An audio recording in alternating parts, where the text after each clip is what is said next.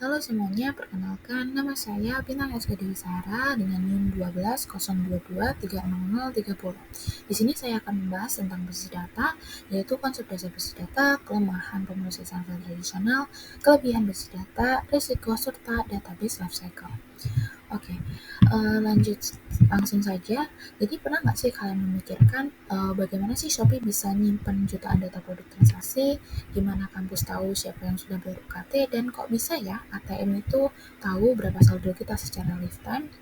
Jadi jawabannya ada di database. Semua aplikasi yang kalian pakai sehari-hari, mulai dari media sosial sampai e-commerce itu pakai database buat nyimpen dan mengelola data. Tapi database itu nggak selalu sempurna. Ada risiko, kelebihan, dan juga ada proses panjang di baliknya. Nah, untuk yang pertama kita akan membahas tentang konsep dasar basis data. Basis data sendiri secara singkatnya saja adalah kumpulan data yang terorganisir yang dapat diakses secara efisien oleh berbagai aplikasi. Nah, basis data sendiri dikelola melalui sistem manajemen basis data atau yang biasa dibilang adalah DBMS yang memungkinkan pengguna untuk menyimpan, mengelola, dan mengambil data dengan mudah. Contohnya MySQL, PostgreSQL, dan lain-lain. Untuk komponen utama saya hanya mengambil 4, jadi langsung saja untuk entitas sendiri adalah objek yang datanya dikelola, misalnya seperti pelanggan atau produk.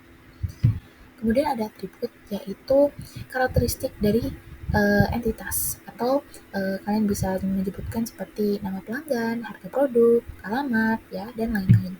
Kemudian ada kunci atau key, di mana ini tuh adalah kode unik ya istilahnya, atau atribut dan kombinasi yang digunakan untuk mengidentifikasi entitas seperti ID karyawan, nomor pelanggan, atau NIM kita sendiri. Nah, kemudian yang terakhir ada relasi, yaitu hubungan antara entitas. Ya, jadi dia itu hubungan antara tabel di dalam database kita. Nah, lanjut adalah kelemahan pemrosesan file tradisional. Nah, sebelum ada basis data, kita itu mengandalkan pemrosesan file tradisional. Dan masalahnya apa? Adalah bikin pusing. Oke, untuk kelemahannya yaitu data terpisah dan terisolasi, redundansi data, kesulitan dalam modifikasi, dan ketergantungan format file.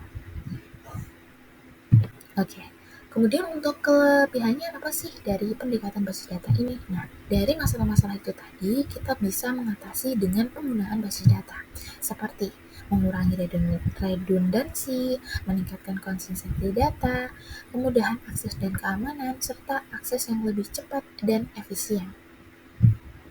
Nah, resikonya apa aja sih yang menyertai basis data sendiri? Untuk resikonya, ya, walaupun basis data itu tadi memiliki banyak keunggulan, ternyata juga masih punya resiko. Ya, contohnya kerentanan keamanan.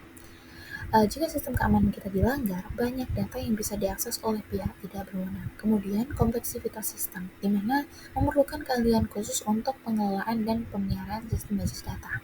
Kemudian ada masalah akses bersama, di mana beberapa aplikasi yang mengakses data bersamaan dapat menyebabkan konflik atau deadlock.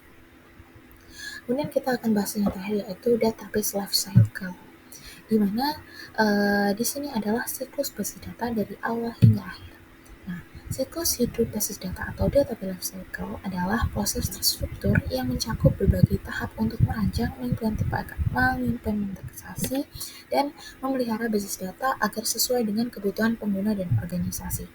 Untuk yang pertama itu ada requirement analysis, di mana dia itu menentukan kebutuhan basis data berdasarkan kebutuhan pengguna dan bisnis. Misalnya, database untuk sistem akademik kampus harus bisa menyimpan data mahasiswa, dosen, mata kuliah, dan lain-lain. Kemudian ada logical design. Di sini adalah kita membuat desain konsepnya basis data dengan model data seperti ERD atau Entity Relationship Diagram untuk menentukan entitas, atribut, serta relasi antar data. Kemudian ada physical design, di mana dia akan mengubah desain logis tadi ke dalam struktur fisik di sistem DBMS, seperti menentukan tabel, indeks, dan skema database. Kemudian ada implementation atau proses pembuatan basis data menggunakan software MySQL dan lain-lain, lalu memasukkan data-data tersebut dan mengembangkan aplikasinya yang menggunakannya. Nah, kemudian ada modification and maintenance, di mana dia adalah memelihara database agar tetap optimal, termasuk backup data, pembaruan skema, peningkatan performa, dan pengamanan sistem. Nah, itu tadi pembahasan tentang basis data. Semoga membantu. Terima kasih semuanya.